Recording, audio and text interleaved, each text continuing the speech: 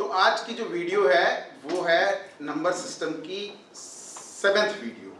And आज मैं आपको बताने जा रहा हूँ फैक्टर्स कैसे निकालते हैं। How many factors are there, how many odd factors are there, how many even factors are there, how many prime factors are there, sum of the factors, perfect square, perfect cube factors. तो ये सब निकालना आपको सिखाऊंगा मैं। इसमें क्या होता है कि ये आपको क्वांट में तो पूछा ही जाएगा, बाकी जो लोग प्रोग्रामिंग करते हैं, कोडिंग करते हैं, वहां पे quite frequently this type of question be asked. तो दोनों पर्सपेक्टिव से ये काफी इंपॉर्टेंट है। तो आप आज ये वाला सीखिए।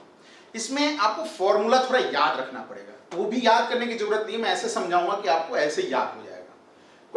क्वेश्चन आता है कि एक नंबर है, उसको बोलेगा कि find the total number of factors in that. तो सर कोई भी नंबर है, मान लीजिए मैंने लिया 360 लिया, पूछा कि total number of factor in 360 क्या होगा। तो सर पहले तो 360 को फैक्टराइज कर लो, ये हो जाएगा 2 का क्यूब 3 का स्क्वायर इंटू में 5, ये हो गया 360। अब इसने पूछा कि टोटल नंबर ऑफ फैक्टर्स कितने होंगे।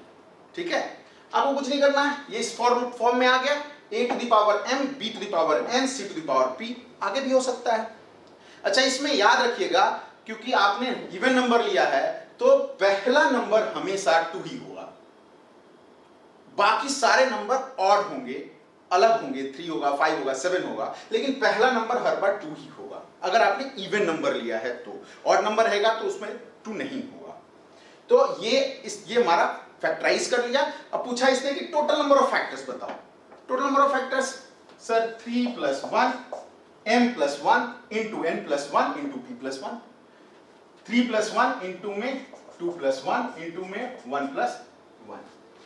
इसको मैं मल्टीप्लाई कर दूंगा, मेरे पास आंसर आ जाएगा 4 इंटू 3 12 इंटू 2 24।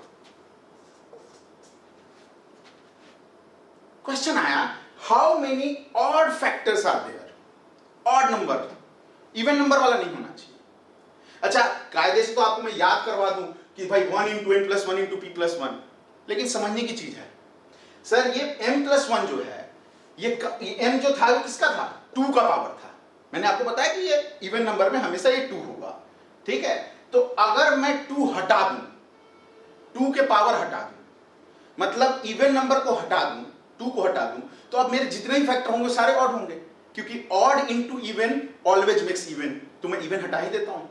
तो मैंने m को कर दिया 0, तो मेरे इसी फॉर्मूले में m को 0 कर दिया, तो ये क्या हो गया 0 + 1 इंटू n + 1 इंटू p + 1। तो ये वाला पोर्शन हो गया 0 + 1 इंटू में 2 + 1 इंटू में 1 + 1, ये आ गया 2 1 3 3 × 6। Total odd number of factors 6 हो गए हमारे। अच्छा, ध्यान रहे इसमें 1 भी होगा, 1 कंसीडर होगा। कई बार क्वेश्चन पूछेगा कि 1 के अलावा कौन सा है, तो 6 फैक्टर हैं टोटल, उसमें से एक हटा लीजिए, 5 हो गया। सर तीसरा टाइप का क्वेश्चन आ गया even number of factors, finding out the even number of factors. अच्छा sir, even number of factors में फिर से मैं आपको बोलूं ये फॉर्मूला याद कर लो, नहीं फॉर्मूला नहीं याद करना। प्रोग्रामिंग में भी फॉर्मूला नहीं लिखना है, आप इसी से डिडक्ट कर सकते हो। यहां m + 1 था, तो ये +1 जब आया तो ये आपको क्या दे रहा है, ऑड भी दे रहा है।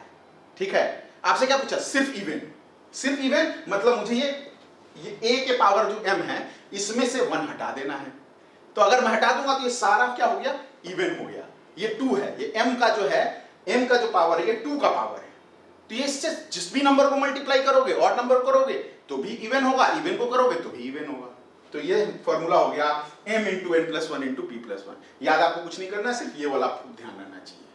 तो इवन नंबर ऑफ फैक्टर्स कितने हो गए भाई, 3 × 2 + 1 × 1 + 1, 3 × 3 9, 3 × 9, 9 × 2 18। ये आ गया हमारा even number of factors. Sir इसी में क्वेश्चन पूछ दिया कि find out the perfect square factors. भाई 360 में कितने ऐसे फैक्टर होंगे जो परफेक्ट स्क्वायर होंगे। सिंपल है, m/2 ग्रेटेस्ट इंटीजर। m/2 क्यों किया, क्योंकि मुझे परफेक्ट स्क्वायर निकालना है। अगला जो होगा वो परफेक्ट क्यूब होगा, तो परफेक्ट क्यूब में आपको m/3 करना है। ध्यान रहे ये मैंने ग्रेटेस्ट इंटीजर लिया है, ये मैं पहले भी एक्सप्लेन कर चुका हूं। मतलब ग्रेटेस्ट इंटीजर का मतलब डेसिमल वाला वैल्यू नहीं आएगा, सिर्फ इंटीजर आएगा। तो m/2 greatest integer +1, n/2 greatest integer +1, p/2 greatest integer +1। Similarly perfect cube के लिए m/3, n/3, p/3 +1 तो लगेगा ही। तो आप 360 का आपसे बोला परफेक्ट स्क्वायर निकालने के लिए, कुछ भी नहीं है, 3/2 ग्रेटेस्ट इंटीजर +1 इनटू में 2/2 ग्रेटेस्ट इंटीजर +1 इनटू में 1/2 greatest integer +1 that equals to 3/2 करेंगे 1 आएगा, 1 + 1 2, ये भी 2, 2 × 2 4, और ये वाला होगा 0। 1/2 ग्रेटेस्ट इंटीजर मतलब 0, तो 0 + 1 तो 1, तो 2 × 2 4 इनटू में 1 तो 4 हो गया। ध्यान रहे यहां फिर से 1 एज ए परफेक्ट स्क्वायर आएगा।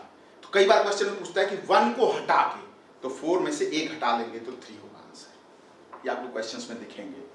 सिमिलरली परफेक्ट क्यूब का आप निकाल सकते हैं। सर एक क्वेश्चन जो पेपर में आता है मुश्किल होता है, उसका फॉर्मूला आपको याद करना पड़ेगा, वो है sum of all the factors. एक तो देसी तरीका ये है, find out all those factors and sum कर लीजिए। दूसरा तरीका है, ये है आपके पास formula a⁻m+1 -1 divided by a-1, b⁻m+1 -1 divided by b-1 and c⁻p+1 -1 divided by c-1। ये कुछ नहीं है, ये जीपी का फॉर्मूला लगा रखा है, ठीक है। तो ये आपको थोड़ा सा ध्यान रखना पड़ेगा सम निकालने के लिए, सम ऑफ ऑल द फैक्टर्स निकालने के लिए। तो इस पे कई बार क्वेश्चन में, पेपर में क्वेश्चंस आते हैं, आप अटेम्प्ट कीजिएगा, इस पे खूब सारे क्वेश्चंस की प्रैक्टिस कीजिए।